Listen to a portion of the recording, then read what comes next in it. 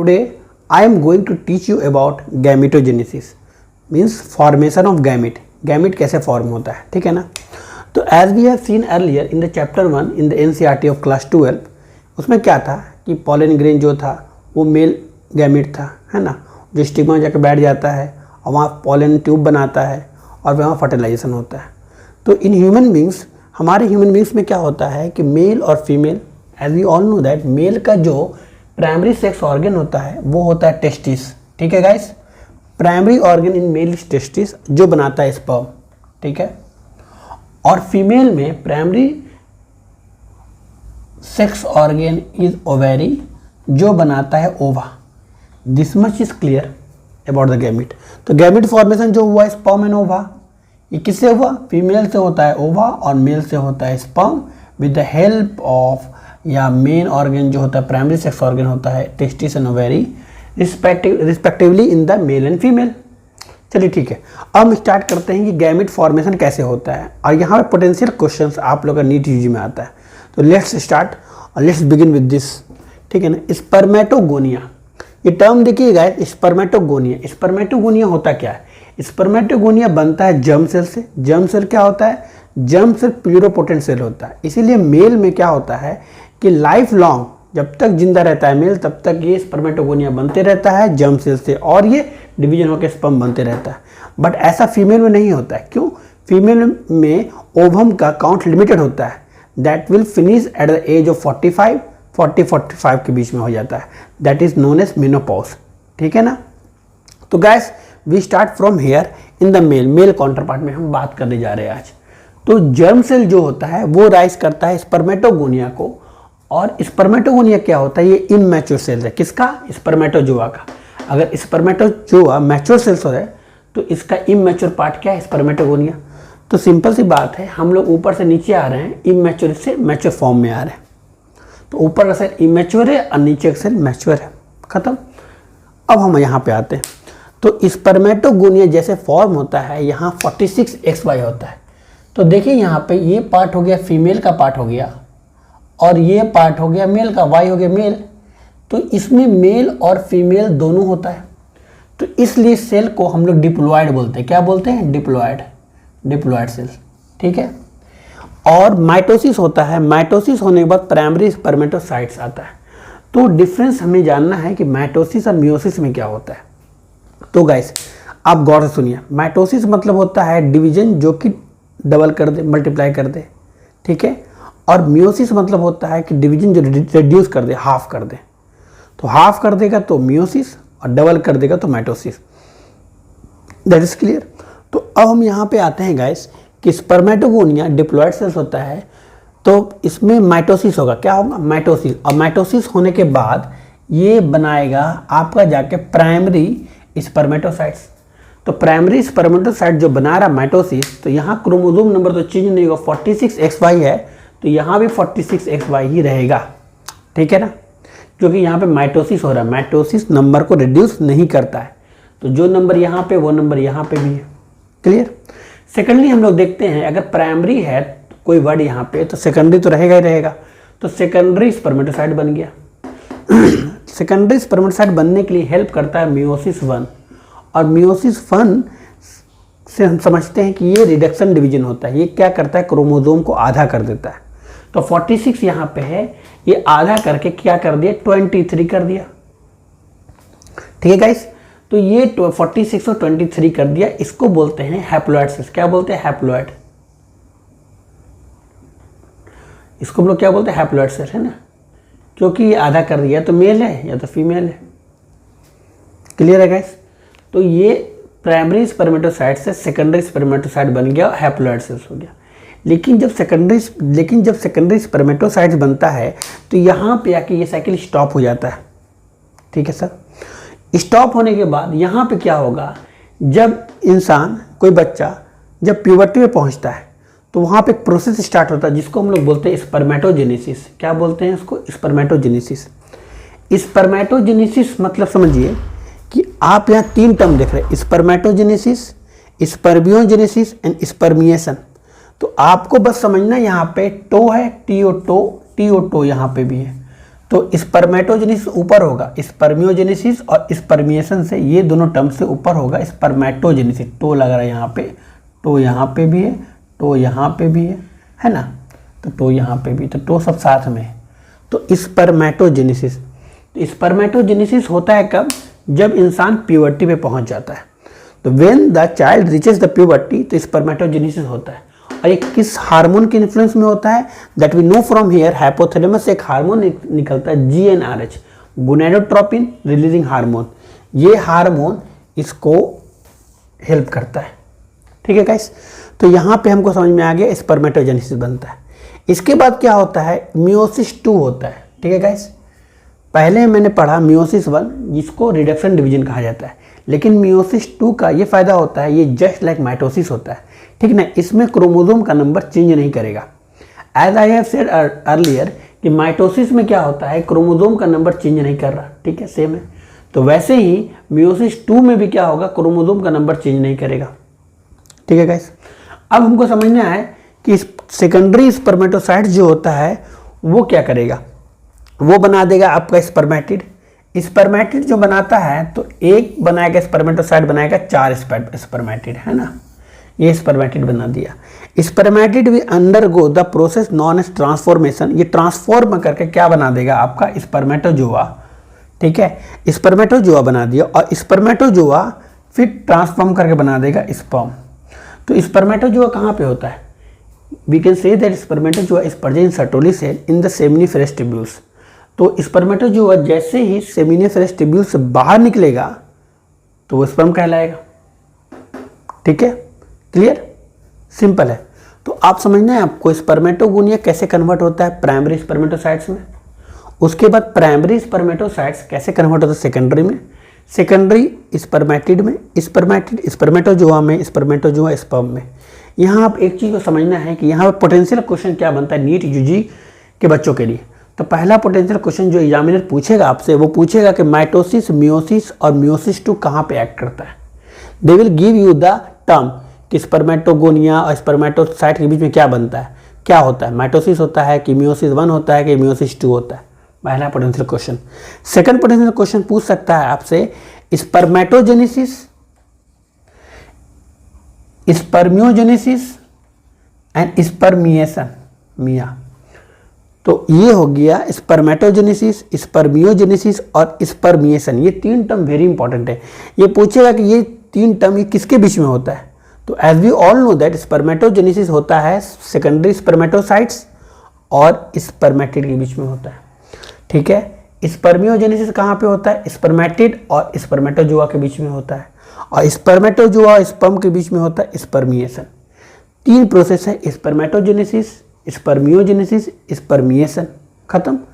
और 3 है mitosis, meiosis 1, meiosis 2, खत्म। तीसरा होता है स्पर्मेटोजेनेसिस, कब होता है, तो ये प्यूबर्टी में होता है ना, ये होता है at the age of puberty, at age of puberty. जब प्यूबर्टी अटेंड करे तो ये हो जाता है प्यूबर्टी में। सेकेंडली ये जाना है स्पर्मेटोजेनेसिस का टाइम पीरियड क्या होता है, कितना टाइम में कंप्लीट होता है। तो टाइम होता है 61 to 64 डेज। इस टाइम में स्पर्मेटोजेनेसिस इतना टाइम लेता है कंप्लीट करने में। स्पर्मेटोजेनेसिस कंप्लीट करने का टाइम 61 to 64 डेज है।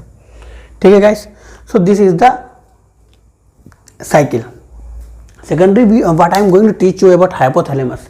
हाइपोथैलेमस एक हार्मोन निकालता है जिसका नाम होता है GnRH, जो कि एंटीरियर पिट्यूटरी पे काम करता है। पिट्यूटरी का और भी पार्ट मिडिल लोब होता है, पोस्टीरियर लोब होता है ना, एंटीरियर लोब होता है पिट्यूटरी का। तो एंटीरियर लोब पे काम करता है गोनेडोट्रोपिन रिलीजिंग हार्मोन। पोस्टीरियर में क्या काम करेगा, ऑक्सीटोसिन सब काम करेगा। That I will teach you in the endocrine system. यहाँ पे आपको समझना है एंटीरियर पिट्यूटरी में GnRH काम करेगा। एंटीरियर पिट्यूटरी में ये क्या करता है, ये 2 हार्मोन निकालता है, FSH फॉलिकल स्टिमुलेटिंग हार्मोन और LH ल्यूटिनाइजिंग हार्मोन।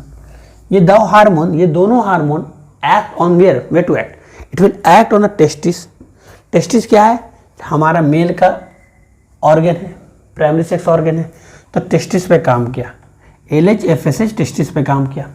टेस्टिस में 2 सेल आता है, सर्टोली सेल आता है और लेडिक सेल आता है। It is white, it is so important because examiner will love to ask Sertoli cells और लेडिक सेल्स पे कौन किस पे काम करता है। तो as we know that LH होता है L से, तो लेडिक सेल भी L से होता है, तो LH लेडिक सेल पे काम करेगा। FSH में S होता है और सर्टोली में भी S होता है, तो FSH सर्टोली सेल पे काम करेगा। क्लियर है? क्लियर है, ठीक है। तो अब दूसरा क्वेश्चन जो एग्जामिनर पूछ सकता है कि लेडिक सेल क्या प्रोड्यूस करता है, सर्टोली सेल क्या प्रोड्यूस करता है।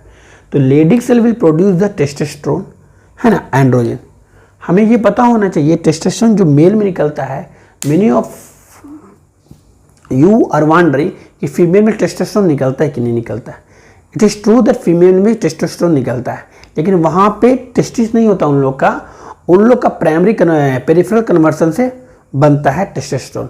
उन लोग का एड्रेनल ग्लैंड से भी बनता है, लेकिन प्राइमरी होता है पेरिफेरल कन्वर्सन से उन लोग का टेस्टोस्टेरोन बनता है, ठीक है ना। Testosterone are helping very much. अब यहाँ पे हम आगे सेकंड, लेडिक सेल क्या निकालता है, उल्फियन डक्ट का डेवलपमेंट करवाता है। उल्फियन डक्ट क्यों डेवलपमेंट करवाता है? उल्फियन डक्ट मेल जेनिटल ऑर्गन्स को डेवलप करने में हेल्प करता है, इनफैक्ट बनाता है। और थर्ड होता है स्क्रॉटम और पेनिस। पेनिस में क्या होता है, जेनिटल रिज होता है, उसको इलोंगेट करने का काम ये करता है लेडिक सेल। और एक होता है स्क्रॉटम। स्क्रॉटम कैसे बनता है, लेबियो स्क्रॉटल फोल्ड जो होता है वो उसको सटा देता है, तो स्क्रॉटम बन जाता है। तो this are the 4 things. So Sertoli cells में गाइस ये पूरा आपका इस वाले चैप्टर में नहीं लिखा हुआ, एंटी मुलेरियन हार्मोन नहीं लिखा हुआ होगा, रिलैक्सिन नहीं निकला, लेकिन ये सब हार्मोन कहीं ना कहीं एनसीईआरटी बुक में लिखा हुआ है। So they can relate with this, है ना। तो एंटी मुलेरियन हार्मोन हम लोग सर्टोली से निकालते हैं एंटी मुलेरियन हार्मोन AMH, ठीक है गाइस, एंटी मुलेरियन हार्मोन। ये क्या काम करता है एंटी मुलेरियन हार्मोन? गाइस आपको एक चीज समझना पड़ेगा, एंटी मुलेरियन हार्मोन क्या होता है। एंटी मुलेरियन हार्मोन वो हार्मोन होता है जो कि फीमेल का रिप्रोडक्टिव सिस्टम का पार्ट जो होता है, यूट्रस होता है, फैलोपियन ट्यूब होता है, अपर वेजाइना होता है, उसको मेल में बनने नहीं देता है, सप्रेस करता है उसको, ठीक है ना। क्योंकि GnRH जब एक्ट करता है हमारा FSH पे, FSH और LH निकालता है। फीमेल में जब आप देखिएगा तो यही FSH और LH यही हार्मोन ओवेरी पे भी काम करता है, ठीक है ना। तो फॉर्मेशन तो एक जैसा होता है, लेकिन कुछ चीज़ जो फीमेल में होता है हम लोग में सप्रेस इसलिए होता है because of this hormone anti Mullerian hormone. अगर ये हार्मोन सप्रेस नहीं होगा तो male will also get a uterus, बच्चादानी। आपने पढ़ा होगा पेपर सब में आता है कि मेल का बच्चादानी निकला है। तो एंटी मुलेरियन हार्मोन का होना बहुत इंपॉर्टेंट है ताकि वो स्टॉप कर सके ये सब चीज़। Second, relaxin. रिलैक्सिन आप जनरली पढ़िएगा, फीमेल सिस्टम जब पढ़िएगा तो रिलैक्सिन में क्या होगा, वहाँ पर जो रिलैक्सिन निकलता है वो रिलैक्स कराता है यूटेरस को, तो नाम से रिलैक्सिन नाम है हार्मोन का। सेकंड क्या है इसमें, स्पर्मेटोजेनेसिस। तो सर्टोली सेल स्पर्मेटोजेनेसिस में भी हेल्प करता है, लेकिन ये स्पर्मेटोजेनेसिस बोलिए या आप इसको स्पर्मियोजेनेसिस बोल दीजिए या स्पर्मिएशन बोल दीजिए, सब में ये वाला सर्टोली सेल हेल्प करता है, ठीक है ना। और blood testis barrier, as we all know that कि ब्लड टेस्टिस बैरियर का होना बहुत इंपॉर्टेंट है, जैसे कि हमारा ब्लड ब्रेन बैरियर का होना। क्यों, ऐसा क्यों है? क्योंकि ब्लड टेस्टिस बैरियर जो है उसमें क्या होता है गाइस कि अगर बॉडी में ब्लड में कुछ भी फॉरेन सब्सटेंस रहा तो उसको पास ही नहीं होने देगा, समझ रहे। अगर वो पास हो जाता है, टेस्टिस में चला जाता है, तो टेस्टिस का जो पोटेंशियल होता है, प्लूरोपोटेंट सेल बनाने की क्षमता होता है, वो कम कर देगा ना गाइस, उसको खराब कर देगा, वो मैकेनिज्म खराब कर देगा। तो दैट इज वाई कुछ चीज़ को प्रिवेंट करता है ब्लड से नहीं कनेक्शन करने के लिए, ठीक है ना। तो ये इसलिए ब्लड टेस्टिस बैरियर होता है। हमको इतना पता है कि एक्स और वाई में अगर एग्जाम में क्वेश्चन आता है कि सेक्स डिटरमाइन कौन करता है, एक्स करता है कि वाई करता है, तो आंसर हमेशा आप बोलिएगा वाई करता है, वाई सेक्स डिटरमाइन करेगा, है ना। क्यों करता है? ये इसलिए करता है, इसमें सेक्स डिटरमाइनिंग फैक्टर होता है, वो सेक्स डिटरमाइन करवा देता है। So Y is deciding factor, पहला पॉइंट। सेकंड पॉइंट, अगर क्वेश्चन पूछा जाएगा कि when we can differentiate between testis और ओवेरी, तो 8 वीक में हम लोग डिफ्रेंशिएट कर सकते हैं टेस्टिस और ओवेरी में, है ना। तो इसके बाद बोल सकता है कि हम लोग अल्ट्रासाउंड से कितना दिन बता सकते हैं कि बच्चा मेल है या फीमेल। एक्सटर्नल जेनिटेरिया देख के अल्ट्रासाउंड से कितने दिन बता सकते हैं बच्चा मेल है या फीमेल है, दैट इज़ 14 वीक। 14 वीक में हम कंफर्म बोल सकते हैं कि बच्चा मेल है या फीमेल है, ठीक है गाइस। 8 वीक में हम लोग डिफ्रेंशिएट कर सकते हैं टेस्टिस को और ओवेरिस को। उसको पता होना चाहिए उल्फियन डक्ट जो होता है वो क्या चीज़ को राइज करता है, क्या चीज़ को बनाता है। तो Wolffian duct give rise to 3 things, that is epididymis, आपने पढ़ा होगा कहाँ पे होता है, जहाँ पे स्पर्म मैच्योर होता है, ठीक है ना, पहला। दूसरा सेमिनल वेसिकल में होता है, ठीक है ना। और तीसरा कहाँ पे होता है, वास्ट डिफरेंस होता है जो लेके जाता है। ये 3 जगह पे ये डेवलप उल्फियन डक्ट को डेवलप करवाता है। और सेकेंडली अगर पूछ सकता है एंटी मुलेरियन हार्मोन जो कि मुलेरियन डक्ट को इनहिबिट करता है, मुलेरियन डक्ट को इनहिबिट करता है। जैसे उल्फियन डक्ट हो गया तो 3 चीज़ राइज किया, ठीक है गाइस, और मुलेरियन डक्ट भी 3 चीज़ को देता है। पहला क्या है, यूट्रस बनाता है, फैलोपियन ट्यूब बनाएगा, और थर्ड जो बनाता है वो बनाता है upper part of vagina, upper part of vagina, है ना। तो गाइस ये जानना है, ये मुलेरियन डक्ट को इनहिबिट करने का काम एंटी मुलेरियन हार्मोन करता है। ये क्या करेगा, इसको इनहिबिट करेगा, क्योंकि मेल में अगर मुलेरियन डक्ट काम करना शुरू कर दिया तो as I have told earlier कि यूट्रस बन जाएगा, फैलोपियन ट्यूब बन जाएगा, अपर पार्ट ऑफ वेजाइना हमारे में बन जाएगा। तो ये चीज़ को इनहिबिट करने के लिए एंटी मुलेरियन हार्मोन हम लोग का सर्टोलिसिल निकालता है, ठीक है। उल्फियन डक्ट ये एम्स में पूछेगा, ये दोनों चीज़ ये एम्स के लिए पार्टिकुलरली। इतना टफ क्वेश्चन आपका नीट यूजी में नहीं आएगा, लेकिन नीट यूजी में छोड़ के एम्स का अगर एग्जाम होगा तो ये पूछ सकता है उल्फियन डक्ट के बारे में और एंटी मुलेरियन हार्मोन के बारे में, ठीक है गाइस। और ये भी पूछ सकता है आपको स्क्रॉटम का लेबियल स्क्रॉटल फोर्स के बारे में, एम्स में पूछेगा। पेनिस का जेनेटिक ट्यूबरकल से बनता है, ये भी एम्स में पूछेगा। That will not come in the NEET UG exam, इतना कंफर्म रखिए। इस पार्ट से अगर क्वेश्चन देना होगा एग्जामिनर को, they will mainly focus on the LH, FSH, Sertoli cell, Leydig cell, testosterone, ठीक है ना। मैक्सिमम होता है एंटी मुलेरियन हार्मोन आ गया, ठीक है, GnRH, इतना पार्ट। इस वाले पार्ट में फोकस करेगा mitosis, meiosis, meiosis 2, spermatogenesis, spermiogenesis और स्पर्मिएशन, ठीक है। डिप्लॉइड सेल कौन होता है, हैप्लॉइड सेल कब होता है, ये सब चीज। एज ऑफ प्यूबर्टी में स्पर्मेटोजेनेसिस होता है, ये भी इंपॉर्टेंट है, पोटेंशियल क्वेश्चन है, पूछ सकता है। जब तक प्यूबर्टी नहीं आएगा तब तक हम लोग स्पर्म फॉर्मेशन नहीं होता है। मेल का स्पर्म फॉर्मेशन तब तक नहीं होता जब तक वो प्यूबर्टी नहीं आता है। प्यूबर्टी आने के बाद ही स्पर्म निकलता है, तो प्यूबर्टी आने के बाद क्या होता है, स्पर्मेटोजेनेसिस होता है। सो दिस इज कौन सा सेल होता है, डिप्लॉइड सेल कहाँ पे, हैप्लॉइड सेल कैसे बनता है, आई हैव एक्सप्लेन्ड इट। और अब पूछ सकता है पूरे एनसीईआरटी में क्वेश्चन रहेगा कितना स्पर्मेट बनाता है, तो 4, 1 2 3 4, है ना। तो ये समझना है आपको। This is the end of the discussion.